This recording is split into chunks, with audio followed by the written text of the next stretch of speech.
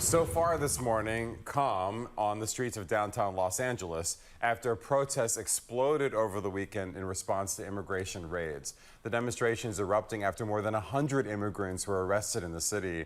Then tensions ratcheted up when President Trump deployed National Guard troops, bypassing Governor Gavin Newsom.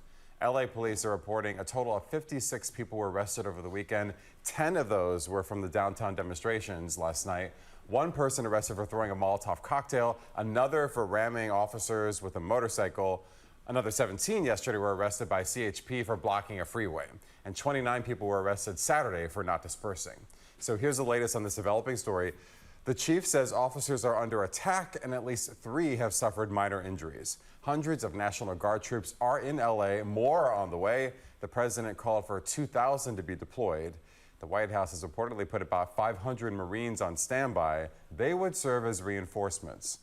One of the strongest images of the day, multiple cars set on fire, at least 5 of them Waymos. This is the first time a president has taken control of a state's National Guard without approval in 60 years. LA's police chief says most of the protests in the city have been peaceful, but the violence he is seeing he calls disgusting. We are overwhelmed. We had individuals out there shooting commercial-grade fireworks at our officers. That can kill you. Reporting businesses downtown are being looted and fires were continuing to break out overnight. The scene unfolding last night on those downtown LA streets. Reporter Gabe Santos with our sister station at KBC in LA was inside Chopper 7, monitoring the activity from above. As I look out the windshield of Air 7, I see a lot. I just want to point out, I see a lot of people still on the road. So it's not like people are avoiding downtown. I think there's a looky-loo factor to it all, where you just have a lot of people coming downtown to just kind of see what's going on. And you could see there, this looks like Hill Street and Ord, somebody launching the fireworks up into the air right in front of that. I believe that's a LAPD skirmish line a little bit south of that location. And LAPD just has to manage their resources. They have to decide, we're not going to chase after each individual fireworks thrower or fire starter.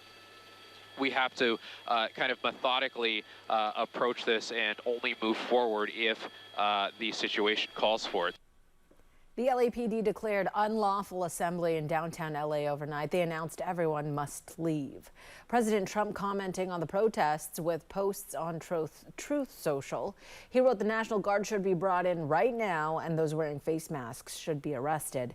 He said Chief Jim McDonnell is considering, quote, bringing in the troops. Trump urging the chief to do so, writing, "Don't let these thugs get away with this."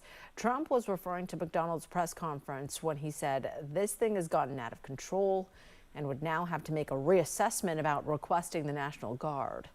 Oakland native and former Vice President Kamala Harris slammed the Trump administration's move to deploy the National Guard in LA, saying in part, quote, deploying the National Guard is a dangerous escalation. It is part of the Trump administration's cruel, calculated agenda to spread panic and division. Governor Newsom says California intends to sue President Trump today after protests escalated in LA.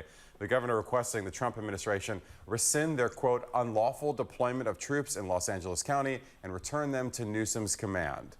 Newsom's post on X says, quote, we didn't have a problem until Trump got involved. This is a serious breach of state sovereignty, inflaming tensions while pulling resources from where they'd actually be needed. Lieutenant Governor Lenny Kounalakis was on CNN last night where she said the conflict was generated by Donald Trump for political theater. It's deeply concerning that he is attempting to rile people up in this way. And the governor, I think you reported already, has asked him to return control of the National Guard back to him. And I believe that we are likely going to see a lawsuit. That lawsuit is expected to be filed today by the governor. The last time the National Guard was activated without a governor's permission was in 1965. That's when LBJ sent troops to a civil rights march in Alabama.